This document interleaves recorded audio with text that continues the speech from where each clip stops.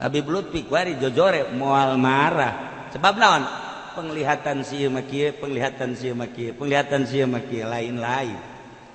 pokoknya moal kaharti kawari deka gandaria lohor hees asar hees maghrib hees hadamna neuleuh ipan deuk acara ka gandaria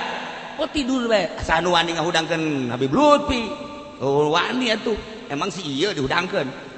si ieu mah mun hees ngahudangkeun ge make suku hoi hoi hoi nya suku nya bodem euy hudang ya hudang Habib Lutfi sanu wani hees bae teu salat lohor asar maghrib sehingga ada di lain tempat deuleu aya eueuh geus kos kitulah wali Allah hese anu nya nama lamun keur puyeng-puyeng aya kapanggih jeung Kangjeng Rasul atuh hese kan geus rindu jasa ka Kangjeng Rasul ngoncian maneh teh kapanggih jeung Kangjeng Rasul walaupun mimpi pohat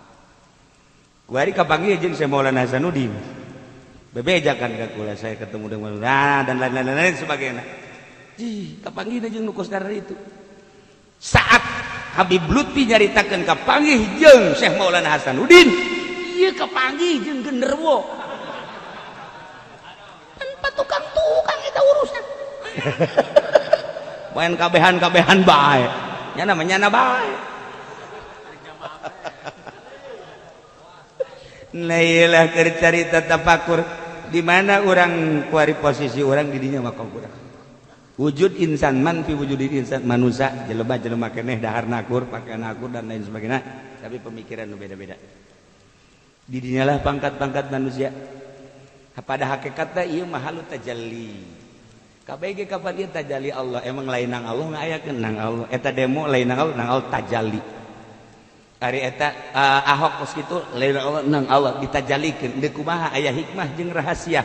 hendak memperlihatkan datang ke mana ulama-ulama Allah menyikapi soal eta aya anu jelas-jelasan aya anu semu-semuan aya anu jelas-jelasan nang tanganana satu sosok manusia nu ditajalikeun ku Allah kos kitu wah merambah ka mana-mana jain Allah bae nu menilai urang ge bisa menilai kieu itu mah bener kieu itu mah salah kieu itu mah jahanam atuh dang Allah ketika Allah nyieun eta lah malu tajalli nah itu kayaknya ulama eta ditajallikeun ku Allah kumaha manusia ulama eta ditajallikeun politikus kabeh lain nang sasaha kabeh ge nang Allah ketika orang kembali ke hakikat eueuh nu puyeng kabeh nang Allah tinggal kumaha urang nah urang teh kumaha tapakurna kos gitulah orang masih beruntung di zaman orang baheula aya Gus Dur tina teu kaharti jadi kaharti kuari tanda kewalianana teu eureun nu zarah panen teh mamun pae boro-boro batur pamajikan ge embungeun zarah anak ge kita zarah ku bapak bapak mah lagi hidupnya ge begitu ngapain kita zarahin iya tuh dia makan manusia bukan jin bukan ngapain kita zarah anak lagi kos gitu nah geus teh kita kalau batur tapi Gus Dur bates saha kabeh dararah urang aya inget bae ka almarhum abah bae ge Cina bae ge darah di Cina kula darah ka dinya aya Cina keur kikieu ieu jadi cek kula teh macan naon nya ieu beres ditanya cek engko ini darah iya emang siapa yang suruh saya aja sendiri katanya mau dari mana dari Jakarta ini kok bisa jarak dulu kan saya susah sering jarak ke bapak katanya sekian dulu jadi kaya jadi saya rasa terima kasih boleh nggak saya di sini apa namanya masang hioh boleh kok gitu. Sing kok jarak ke apa ndak kuat masih inci jarak atuh gitu itu urusan Allah rasa terima kasih jana dengan doanya nasa bodoh tapi urusannya anak kok mau Gus Dur ke abah bagai si engkoh jarak itu kok maka Gus Dur itu urusan jada teureun zarah terus baik salah satu tanda kewalian manusia setelah maut loba nu zarah salah satu tanda kitu bae geus lamun tadina hebat geus mautna nu zarah lain wali sebab wali mah engke geus nu zarah ge timbul sorangan ai urang mapan hayang seungit awak urang dimenyak seungitan ai wali baseungitna seungit rohna nu kaambe ku irung roh deui urang mah bau make sesengitan sengit ai awak nama sengit ai roh mah bau bentek. Iyalah tergantung tapakur sok geura mulayan urang lurus-luruskeun gara tapakur teh kadu tadi teh apakah tafasilil furu apakah tentang mayajibu alaih minal ibadah apakah tentang marifatullah karena aya aturanana bersyariat ketika urang bener-bener wauh jeung Allah hayang nyaho ka hakikat lain deui urusanana khususon ila ruhi habib barzaq.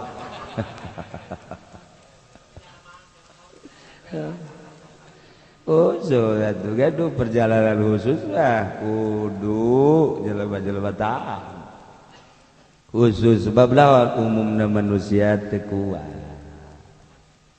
cerita-cerita tentang manusia khusus ti raja jadi wali Ibrahim bin Adham ti begal jadi wali anu ngabegal Tuan Syekh Abdul Qadir termasuk Fudail bin Iyad ti ulama jadi wali Imam Ghazali, Imam Syafi'i, mazahibul arba'ah ulama syariat tapi jara di wali Allah kekepret jana mah karena dunia ya Allah qala Allah Ta'ala dawu Allah Ta'ala wa qul i'malu fasayarallahu 'amalakum wa rasuluhu wal mu'minun Allah alam bimuradi wa kullan wajasira Muhammad ya'malu pada ngaramal migawe pada migawe siraka besok fasayarallahu maka besok bakal ningalikeun sapa Allah 'amalakum ngamal siraka wa rasuluh lan rasulullah wal mu'minun lan kang mukmin kabeh geus wali hadalan kana iki gaulillah hadzara mamadeni iya kangjeng nabi min sualina saking anjaluking manusia takatsuron kana ngakehakeun harta numpuk harta kulantaran dawuhan Allah wa qul malu nitah migawe urang tani usaha ngenekan ayo ngojek masalah geus kangjeng Nabi nyingsieunan ngade kade ulah menta ka manusia takatsuron ulah jadi urang kudu gurat batu aing cadu kudu menta ka jelema beres penta ka Allah hayang mah bahkan ulah geus kumaha Allah eta nu hebat urang kajurung ku nafsu urang mah itu lamun ibadah yang sorga bae nafsu sebab di sorga aya bidadari berarti lain resep ka Allah na resep ka bidadari mending keberbes tuh diangan udah hiji Allah mentek surga nu aya di sorga bidadari jeung bubuahan kalimatan-kalimatanana dibandingkeun jeung ma'rifat ka Allah di dunia masih keneh indahan ma'rifat ka Allah. Ma'rifat ka Allah mah indah dibandingkeun jeung surga bidadari serta eusina selain ningali ka Allah. Atuh indahan ma'rifat. Tajakeun coba ge ka ahli ma'rifat. Mentek ahli marifat mah menghindar ti manusia menghindar ti segala rupa sebab indah jeung Allah. Lamun Siti Rubayatul Adawiyah didatangan ku batur-baturna jeung ku para manusia Rubayah. Neuk naon ieu di kamar bae tuh laut di Karang Bolong rame. Tuh di gunung rame. Tuh di Taman Safari aya gajah. Tuh rame. Siti Rubaiyah mugakeun jandela maneh mah jang sakadar jeung makhluk kulama di kamar bae ge jeung nu nyieun laut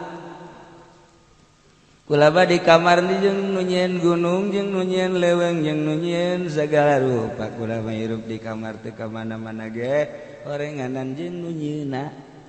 bari mah sakadar leureuyana naonna kapangisi jeung Karang Bolong aya bolong karang bari jeung Allah tak kiai anu geus teu ka mana-mana eta geus dibere kaindahan di jero hatena ngobrol jeung Allah. Barang di deuleu pancen ngobrol jeung Allah pan anakan deui.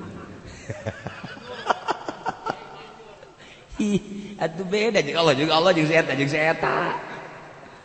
Sia mah sok aju sinis. Amaman sa'alanas wallahu a'lam bissawab.